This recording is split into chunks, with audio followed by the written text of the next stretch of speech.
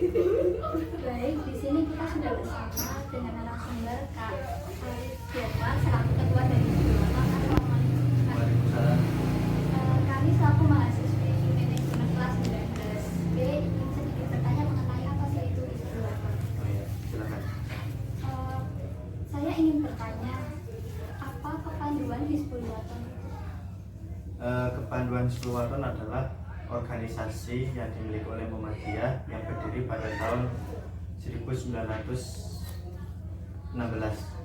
Itu didirikan oleh Kiai Haji Ahmad Dahlan karena pada waktu itu Kiai Haji Ahmad Dahlan itu sepulang dari tablik akbar, kemudian melihat di lapangan itu ada sekelompok orang Jepang itu sedang berlatih baris berbaris. Nah, kemudian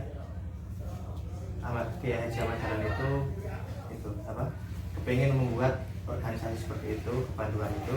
Kemudian setelah pulang mereka Kiai Haji Ahmad Dahlan itu diskusi dengan muridnya, kemudian akhirnya terwujudlah Hizbul Wathan itu yang diresmikan secara resmi pada tahun 1918. Apa yang Muhammadiyah mendirikan kepanduan Nabi? Muhammadiyah bermaksud mendirikan Hizbul Wathan itu untuk membentuk karakter Islami yang lebih disiplin lagi, terutama di kalangan anak muda. Karena pada waktu itu anak mudanya sulit untuk disisipi keagamaan, sehingga Kiai Haji Ahmad Dahlan berinisiatif untuk membuat organisasi kepanduan, dan dengan harapan semoga di dalam diri setiap pemuda itu bisa dimasuki sisi keagamaan. Sejak HW diliburkan ke dalam pramuka tahun 1961,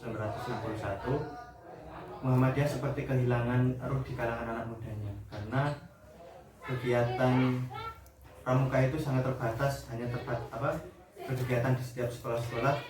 Kemudian si warga Muhammadiyah merasa kehilangan jati diri Muhammadiyah itu sendiri, sehingga pada tahun berapa ya itu dibangkitkan kembali, kemudian diresmikan kembali sebagai organisasi kepanduan yang dimiliki oleh Muhammadiyah. Kalau keanggotaan dalam Hizbul Wathan sendiri dipisahkan dalam peserta didik, pembina, dan kehormatan. Peserta didik itu dimulai dari 8 tahun sampai 11 tahun yang disebut dengan akfal. Kemudian 12 tahun sampai 16 tahun itu disebut dengan pengenal. Kemudian 17 tahun sampai 20 tahun disebut sebagai penghela. Kemudian ada 21 tahun sampai 25 itu disebut sebagai penuntun. Kemudian yang di atasnya lagi sebagai pembina, terdiri dari, kalau di kampus ini kan seperti dosen, artinya Kopila, kemudian seperti pembina-pembina yang lain. Iya mas, struktur organisasi di HW ini gimana ya? Kalau struktur di organisasi HW itu sendiri, yang terutama itu ada ketua, kemudian ada sekretaris, kemudian bendahara, itu yang inti bidangnya. Kemudian kalau yang lain itu meliputi bidang-bidangnya, itu tergantung sesuai dengan kondisi daerahnya masing-masing. Kondisi di Unima sama kondisi di UMS atau di UMY itu sudah berbeda, jadi tiap bidangnya itu berbeda-beda. Kalau di HW Unima sendiri itu ada 5 bidang. Yang pertama ada bidang logistik, dan yang kedua ada bidang perkaderan, ada bidang organisasi, kemudian ada bidang media dan komunikasi, dan yang satu adalah bidang AIK, Al-Islam dan Muhammadiyah itu sendiri.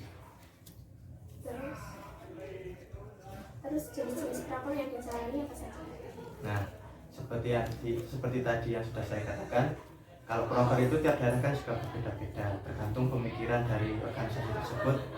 Kalau di proker HW Unima sendiri itu ada beberapa yang saya sampaikan hari ini adalah yang setiap rutin. Kalau yang rutinan itu ada latihan, kemudian ada pengajian keliling, kemudian ada jatah piket, itu udah masuk di proker. Kemudian proker yang lain seperti contohnya memperingati hari besar apa, kemudian dalam mengadakan lomba baris-baris atau lomba kemah, itu juga ada.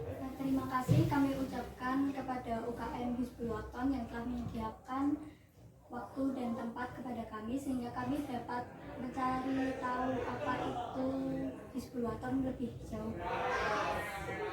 Sebenarnya juga kami ucapkan mohon maaf yang sebesar-besarnya apabila di penyambutan, penyediaan tempat, kemudian menjawab pertanyaan yang tadi diajukan kurang berkenan di hati teman-teman, kami mewakili seluruh pengurus HW Hizbul-Wathon Unima, kami mohon maaf yang sebesar-besarnya. Kami mohon pamit. Wassalamualaikum warahmatullahi wabarakatuh. Assalamualaikum warahmatullahi wabarakatuh.